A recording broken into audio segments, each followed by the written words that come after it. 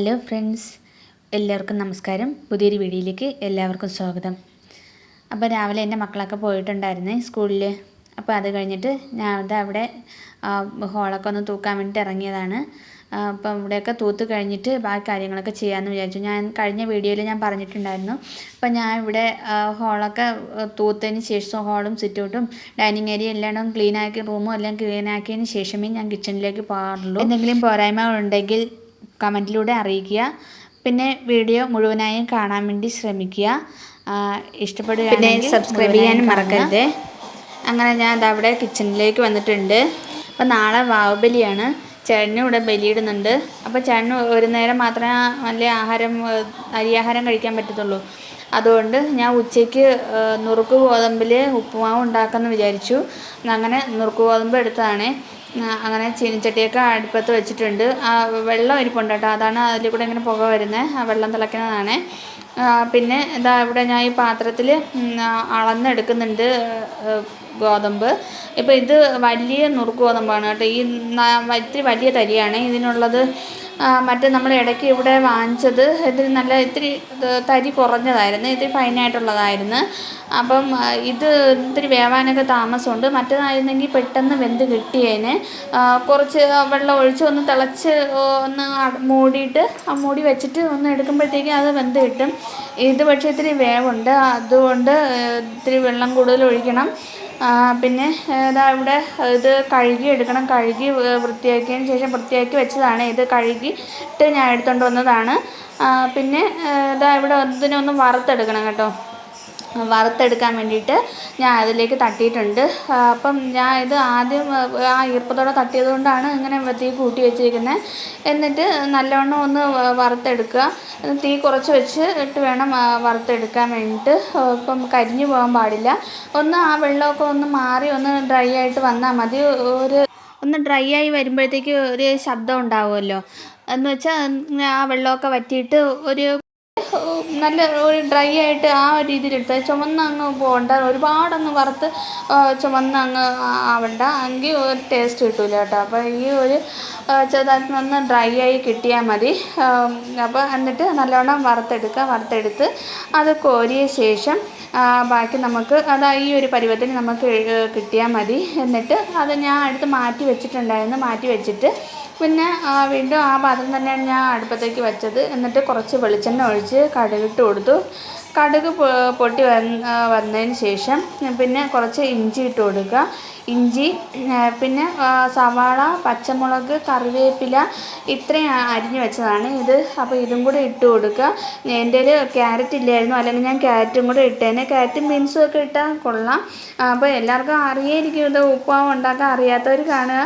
അപ്പം ഞാൻ ഉണ്ടാക്കുന്നത് കാണിക്കുന്നതേ ഉള്ളൂ. അപ്പം ഇതാ ഇവിടെ ഇതൊക്കെ ഞാൻ ഇട്ടിട്ടുണ്ട്. പിന്നെ ഉഴുന്നൊക്കെ ഇട്ടാൽ കൊള്ളാം കേട്ടോ. ഉഴുന്നൊക്കെ വറുത്തിട്ടാൽ കൊള്ളാം. ഞാൻ ഉഴുന്നൊന്നും ഇട്ടിട്ടില്ല. അപ്പോൾ ഇതൊക്കെ ഒന്ന് ഇട്ടിട്ട് ഒന്ന് വഴറ്റിയ ശേഷം ഒന്ന് മൂടി വയ്ക്കുക. ജസ്റ്റ് കുറച്ച് നേരം ഒന്ന് മൂടി വയ്ക്കുക. മൂടി വയ്ക്കുമ്പോഴത്തേക്ക് അത് ഇത്തിരി ഒന്ന് വെന്ത് കിട്ടും. അതിന് ശേഷം അതിലേക്ക് നമ്മൾ എടുത്ത പാത്രമില്ലേ, ഇപ്പോൾ അരപ്പാത്രമാണ് ഞാൻ ഗോതമ്പ് എടുത്തിട്ടുള്ളത്. അതിൽ ഒരു പാത്രം നിറയെ വെള്ളം എടുത്തതിന് ശേഷം അതിലേക്ക് ഒന്ന് ഒഴിച്ചു കൊടുക്കുകയാണ്. ഒഴിച്ചിട്ട് നല്ലവണ്ണം അതൊന്ന് വെട്ടിത്തിളയ്ക്കണം. എന്നിട്ട് അത് കുറച്ച് ഉപ്പിട്ട് കൊടുക്കണം കേട്ടോ. ഉപ്പ് ഇടുമ്പോഴത്തേക്കും അതിൽ ആ വെള്ളത്തിലങ്ങ് പിടിച്ച് കിടക്കുമല്ലോ. അപ്പോൾ ഇനി നമുക്ക് ഇതിലേക്ക് വറുത്ത് വെച്ച ഗോതമ്പ് ഇട്ട് കൊടുക്കാം. ഇപ്പം വെള്ളമൊക്കെ നല്ലവണ്ണം വെട്ടി തിളച്ചിട്ടുണ്ട്. വെള്ളം വെട്ടി തിളച്ചതിന് ശേഷമാണ് ഞാൻ ഗോതമ്പ് ഇട്ട് കൊടുത്തത്. അപ്പം എന്നിട്ട് ഇത് ഒന്ന് ഇളക്കി കൊടുത്ത ശേഷം ഒന്ന് അടച്ച് വെക്കുന്ന. ഇത്തിരി വലിയ തരി ആയതുകൊണ്ട് തന്നെ ഇതിന് ഇത്തിരി വേവുണ്ട്. ഏകദേശം 5-10 മിനിറ്റോളം വേവുണ്ടായിരിക്കും. അതുകൊണ്ട് അത്രയും സമയം വരെ നമ്മൾ അടച്ച് വെച്ചേക്കണം. അപ്പം ഞാൻ അവിടെ ഇതിനെ അടച്ച് വെക്കുന്നുണ്ട്. കുറച്ച് നേരം അവിടെ ഇരുന്ന് വേവാൻ കണക്കിന് അതവിടെ ഇരിക്കട്ടെ. കുറച്ച് കഴിഞ്ഞിട്ട് നമുക്ക് അത് അടപ്പെടുത്ത് നോക്കിയാൽ മതി. ഒരു 5-10 മിനിറ്റ് കഴിഞ്ഞതിന് ശേഷം ഞാൻ അതവിടെ തുറന്ന് നോക്കുകയാണ്. അപ്പോൾ നല്ലവണ്ണം വെന്തിട്ടുണ്ട്. അപ്പോൾ ഒട്ടിപ്പിടിച്ചിട്ടൊന്നുമില്ല. നല്ല ഒന്നോട് തൊടാതെ തന്നെയാണ് ഇരിക്കുന്നത്. അപ്പോൾ നല്ലതായിട്ട് വെന്തിട്ടുണ്ട് കേട്ടോ. അപ്പം നിങ്ങൾക്ക് കാണുമ്പോൾ തന്നെ അറിയാം, അങ്ങനെ ഒട്ടിപ്പിടിച്ചിട്ടൊന്നുമില്ല. കുഴഞ്ഞ് ആ രീതിയിലൊന്നും അല്ല ഇരിക്കുന്നത്. നല്ലതായിട്ട് വന്നിട്ടുണ്ട്. അപ്പോൾ വെള്ളമൊക്കെ കറക്റ്റ് തന്നെ ആയിരുന്നു. അപ്പോൾ ഇങ്ങനെ അത് വറുത്തതുകൊണ്ടാണ് കേട്ടോ ഇങ്ങനെ നല്ലതായിട്ട് കിട്ടും. മറ്റേ വറുക്കാതിരുന്നാലാണ് ഇങ്ങനെ കുഴഞ്ഞു പോകുന്നത്. അപ്പം ഇതൊക്കെ വെന്ത് കിട്ടിയിട്ടുണ്ട്. ഇനി അതിൽ കുറച്ച് തേങ്ങയും കൂടെ ഇട്ട് കൊടുത്താൽ മതി. തേങ്ങയും കൂടെ ഇട്ട് കൊടുത്ത് ഒന്ന് ഇളക്കി ഒന്ന് അടച്ച് വെച്ച് കുറച്ച് നേരം ഒരു 2-3 മിനിറ്റ് കൂടെ ഇങ്ങനെ അടച്ച് വെച്ച് ഒന്ന് വേവിക്കുമ്പോഴത്തേക്കും അത് ഉപ്പുമാവ് റെഡിയായിട്ടുണ്ടാവും.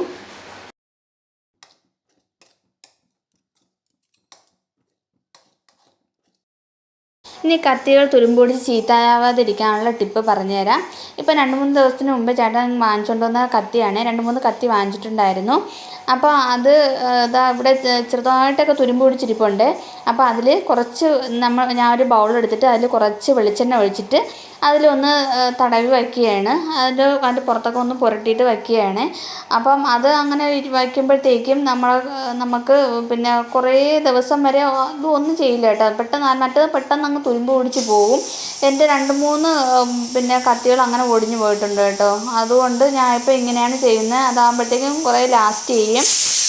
ഞാൻ ആ കത്തിയിൽ പുരട്ടിയ തുണി കാണുമ്പോൾ തന്നെ നിങ്ങൾക്ക് അറിയാം അതിൽ എത്രമാത്രം തുരുമ്പുണ്ടെന്ന്. അപ്പോൾ നമ്മൾ പെട്ടെന്ന് കാണുമ്പോൾ മനസ്സിലാവില്ല അതിൽ തുരുമ്പുള്ള കാര്യം. അപ്പോൾ ഇതിങ്ങനെ വയ്ക്കുമ്പോഴത്തേക്കും കുറേ ദിവസത്തേക്ക് ലാസ്റ്റ് ചെയ്യും കേട്ടോ.